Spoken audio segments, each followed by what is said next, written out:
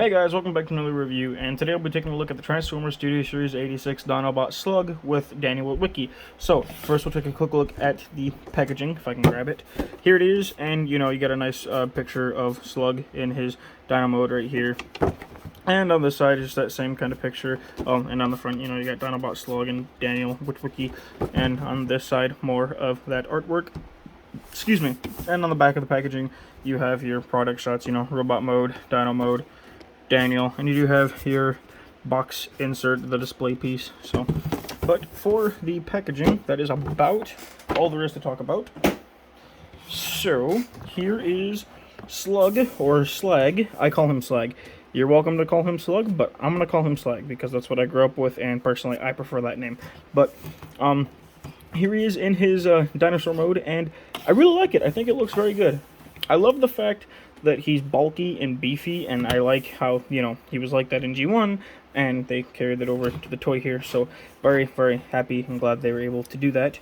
You do have a lot of nice molded in detail on the sides here, on the legs and his torso region. Very, very nice. I love all of the molded detail on this figure. And you just have that same molded detail on this side. I also love the paint that they used. The gold paint looks really, really good, of course, and you also have the blue paint in here for the eyes, which looks very nice if my camera will focus. There you go. And you do have a Autobot symbol up here done in red. And on the back here, you again, first tail, you just have that gold, and his gun is actually stored underneath here, so take that out, kind of shortens his tail, but I do like that weapon storage. I think it's very nicely done. So there it is for Slag. So I suppose we'll talk about Daniel now. And yeah, I'm not a fan of this figure. Same thing with Wheelie. I don't really see why this needed to be included. But either case, here he is. And of course, he doesn't have a face. But he does have some yellow paint apps here, and some gray, and some blue. So as far as articulation go, the hips are on a ball joint, and the arms up here are on a ball joint, and that is it. Really wish they gave him knees, but so I guess he'll forever be doing the squat, but it is what it is. Personally, I will not be displaying him. I'll probably throw him in a tub or my accessories bin and leave him there, because I really don't care for these. I didn't care for Wheelie, and I also lost Wheelie, but yeah, not a fan. But he can ride Slag. There's just two ports up top here, and there's two little slots in here on his on his legs. So you just take it, and he'll just kind of slot in like so. You kind of get that done on both sides. Say something that looks like that, and now you can have Daniel riding Slag. So there is that. So, I never did go over the articulation in his Dino mode. As far as his articulation goes, the head does not do anything. The mouth can open and close, so that is very nice. The arms or legs here are on a very nice ratchet joint and can do a full 360. Can go in and out. He does have a bicep swivel and an elbow bend. So, and for the back legs, it's just that he does have, or can do these, can do a full 360, and there's a joint in here, but that's more for transformation. There's also a joint down here, and the tail doesn't do anything.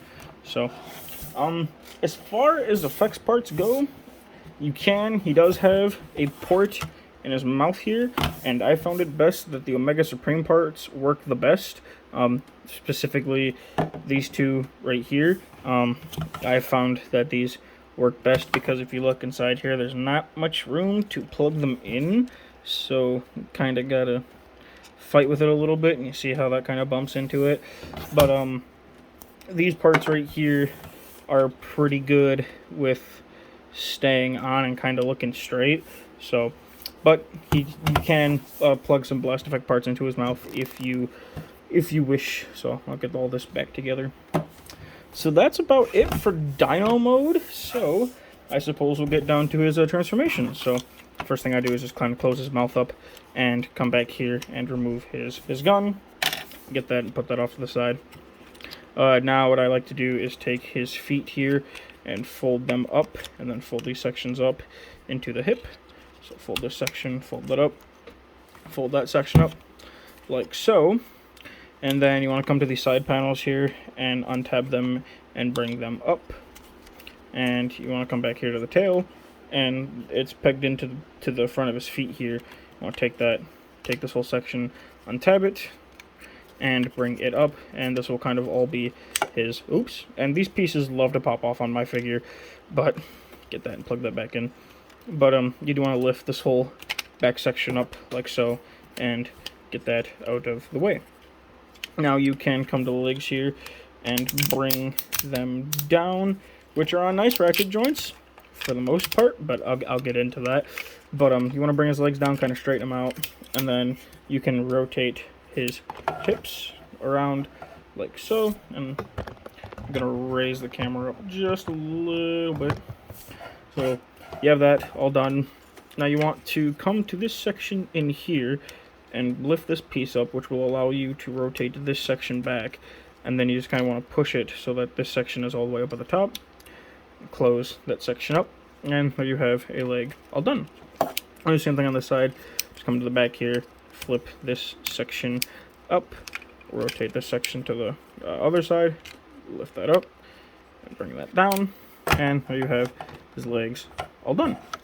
Now you want to open up this chest section here, bring this down. You want to bring the head, kind of bring it forward a little bit, untab these sections up here, and then you're going to want to take these sections inside, and they're on a double hinge. And if I can get these sections untabbed, come on, work with me, work with me. There we go. So you want to take it, and it's on a double hinge. You just want to bring these out and off to the side, like so. And then you can take this section here and bring this down, and kind of get it to work. There we go. Bring this down, and then you want to bring up his head. Kind of bring that. Then you can close these sections up. Close his chest plate up. Bring his head down. Bring down the dino head, and tap that in. And I gotta raise the camera again because he's getting tall. So, kind of bring that all up. So you have something that looks like that. And you want to take these sections here and just bring these back like so. You then, for the backpack, what you want to do is there's two tabs right here and 2 slots right here. You're going to want to take this and bring it up and tab that in. And then there's a tab up in here that'll go into this back section right here. So, kind of get everything all lined up. Bring this section up, tab that in, and then you can just kind of bring the tail and bring it up against the back like so. And then just for the arms here, you want to come in here and flip out his fists.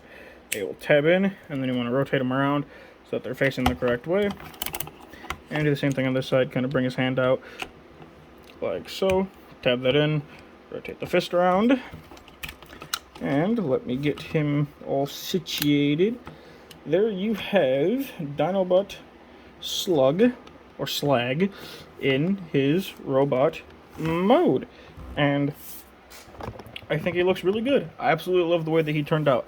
I think he looks fantastic. Very, very faithful to what we saw in the TV show. So, getting here close on his head. Very nice head sculpt. So, of course, all done in red with blue for the eyes. Looks very, very good in my opinion.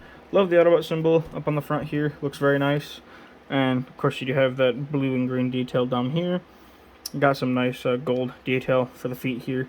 And again, overall, like the molded detail on the figure is very, very nice. I absolutely love all the molded detail that they kind of sculpted into him. So, very nice. And going up the back, of course, it's just, you know, a typical SLAG backpack. So, but it cleans up fairly well, so I like it.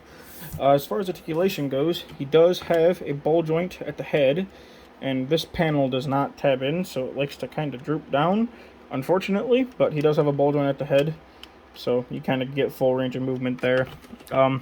The arms are in a nice ratchet joint, kind of hear how loud that is. And they can do a full 360. It's pretty much the same articulation that was in DINOBOT, you know, in and out, bicep swivels, over 90 degrees of bend at the elbow. He does have a wrist swivel. He does have a waist swivel. The legs can go all the way out. They can go forward. They can go back. And again, on nice ratchet joints. Now, unfortunately, this is one of my problems, and really my only problem with the figure.